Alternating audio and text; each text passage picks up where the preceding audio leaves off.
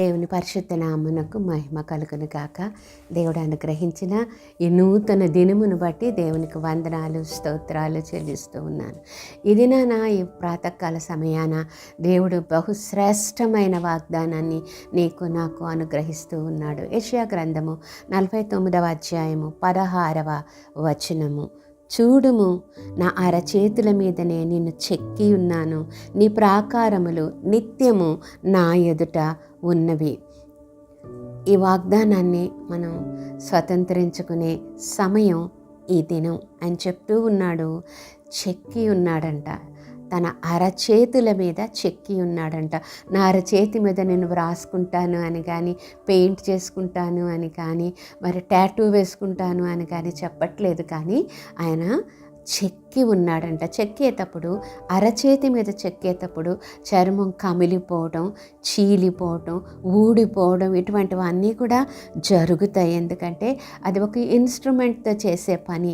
యేసయ్య అరచేతుల మీద ఆ మేకులను గుచ్చినప్పుడు, మరి రంధ్రం ఏర్పడినప్పుడు ఉబికినటువంటి ఆ రక్తంతో నీ పేరు నా పేరు ఆ అరచేతిలో చెక్కుకున్నాడంట. ఇది ఎంత ఆధిక్యత! ఆయన తన చేతుల మీద నిన్ను నన్ను చెక్కుకొని ఉన్నాడంట. కాబట్టే మన ప్రాకారములు అంటే మన జీవితపు సరిహద్దులు నిత్యము ఆయన ఎదుట ఉన్నవి. కనుక ప్రతిరోజు నీ అరచేతులను నీవు చూసుకున్నప్పుడు యేసయ్య అరచేతులు జ్ఞాపకం చేసుకో. మేకులతో ఉబికిన రక్తంతో వ్రాయబడిన నీ పేరు, చెక్కబడిన నీ పేరు ఆ చేతుల్లో చూసినప్పుడు, నీ ప్రాకారాలైన అరచేతుల్లో నీవు చూసినప్పుడు అది నీకు ఇచ్చే ధైర్యంతో ఈ దినాన నీకు ఎదురయ్యే ప్రతి పరిస్థితిని ఎదుర్కొనే కృప, ధైర్యము, శక్తి దేవుడు నీకు అనుగ్రహించునుగాక. మహాపరిశుద్ధుడు అయిన మా పరలోక ప్రియ తండ్రి, ఈ గొప్ప వాగ్దానం కొరకు వందనాలు. అమితమైన ప్రేమతో కూడినటువంటి ఈ వాగ్దానం కొరకు వందనాలు నాయన. నీ అరచేతుల్లో నాయన రక్తం చిందించి ఆ రక్తంతో ప్రభా మా పేర్లను చెక్కుకున్న దేవుడవు నాయన.